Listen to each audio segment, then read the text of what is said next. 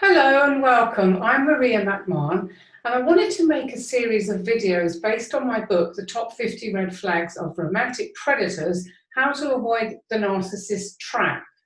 Now that's a lot of red flags to get through, so I'm going to be posting new videos every Monday, Wednesday and Thursday until I've got them all done. I'm actually aiming to keep them all quite short, maybe 5 to 10 minutes. So it won't take long for you to just learn the basics about these different red flags, which are just so vital to help you protect yourself from those romantic predatory narcissists that are out there, okay? So do come and join me regularly and let me share all these red flags with you. Thank you very much for joining me. So let's get started with today's video. Okay, hi. So today on this video, I'm going to talk about red flag number 4, which is love bombing. And that actually comprises lots of other little flags within flags. And I've got 6 of them here to share with you today. So idealization, or love bombing, as it's commonly called, is an umbrella term that pretty much everyone I've come across, who's had to deal with a romantic predator or a narcissistic partner has been subjected to. It's basically narcissism tactic number 1. Now, normal flirting is nice. There's, it's something we do, but there's a big difference between flirting and love bombing. Love bombing is totally over the top, whereas flirting is generally a lot more subtle. A look here, a light touch there, and a sense that this person finds you attractive. These are all part of courting rituals that have gone on forever between potential lovers. And a text or 2, not 200, after a date is usually expected. It's normal. And you'll hear me say this repeatedly, throughout the book and throughout the videos where I'm talking about these red flags, is romantic predators do not behave normally. Now, as I said, within the love bombing stage, there are plenty of flags within flags. So you need to be aware of them, be aware of all of them, as they'll probably show up when you meet this new person. And you need to be adding them up as you go along. And remember that your mission is to determine if this person is a narcissist so that you can protect yourself from the horrors a subsequent relationship would entail. Now, it's quite possible for you to avoid the narcissist very, very quickly when you learn to be alert to these love bombing flags. So I'm going to talk about some of them. I'll quickly run through a list of the common 6 ones, the flags within the flags, and they are idealization, bombarding you with text messages, social media dominance, showering you with compliments, showing up everywhere, and music. So in this video, I'm just going to talk about the first one, idealization, but in my book, I go into more detail about all of them.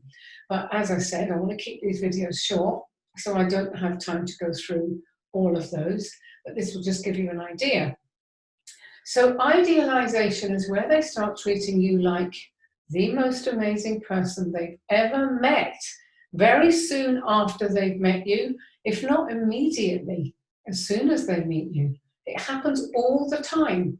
And so many people fall for this whirlwind of adoration, that's being showered down on them. So this person will say, they've never met anyone like you. You're the man or woman they've always dreamed of. And it's always a rush, and it's always totally over the top. So the narcissist at this stage is idealizing you, thinking that maybe you're going to be the person to finally fulfill all their dreams. But their dreams are a highly unrealistic illusion, just as they themselves are a highly unrealistic illusion of a person. So they're putting you on a pedestal of their own making and turning you into a fantasy that just doesn't exist. Now, they do this for several reasons, and I've got 6 of them here I want to share with you. So one is because they're deluded by the fairy tale romance that they're holding in their heads, and that vision of ideal love that's characteristic to persons with narcissistic personality disorder is driving them. The next one is they do it to hook you and get you to fall in love with them. The next one is to keep your attention firmly focused on them. The next one is they want to make you feel so good that you quickly become addicted to these compliments and flattery that they're pouring all over you. The fifth one is that ultimately they do this to control you. And of course, having you head over heels in love with them makes their task much easier. And the sixth one, the most important one, the reason why narcissists exist is to keep getting narcissistic supply. So those are the 6 key reasons they're doing it. So what you have to be aware of at this early stage is that none of this that they're talking about is real. What you're seeing is their fake persona. They have no real identity of their own. So they mirror you in everything you do and say to create this powerful bond. All the while they are heaping you with compliments, and it's kind of, making you head spin. But their agenda is always aiming for the ultimate goal, which is to control you and keep getting their narcissistic supply. It's always about control and narcissistic supply. Now, they also create what's known as cognitive empathy. And it's important to understand this because it's how they manage to fake empathy. They're very skilled at observing, mirroring, and matching the person in front of them. And they will do this with words, with body language, and by closely observing how you behave. And they can quickly learn how to mimic you in a very subtle way. But this creates a very strong feeling of connection in you with them. So they learn how to behave by observing others, and when they have their target in sight, they focus wholeheartedly on this person, which often gives the target the feeling that they're the only 2 people in the room. Now, establishing this dynamic connection draws you in. It's fascinating. And then they're one step closer to getting inside your head. And effectively what's going on here is that they have already emotionally manipulated you and you don't even know it. Now, what's also interesting is that research has found that the human brain reacts differently when either cognitive or emotional empathy is activated. And as you might have guessed by now, emotional empathy is much stronger.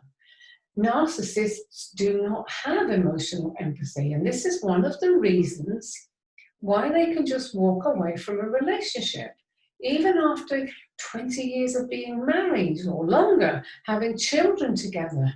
I've heard so many people say and write, in my Facebook groups and message me, and clients I've worked with, how could he or she just walk away after all we've been through, after all I've done for him or her?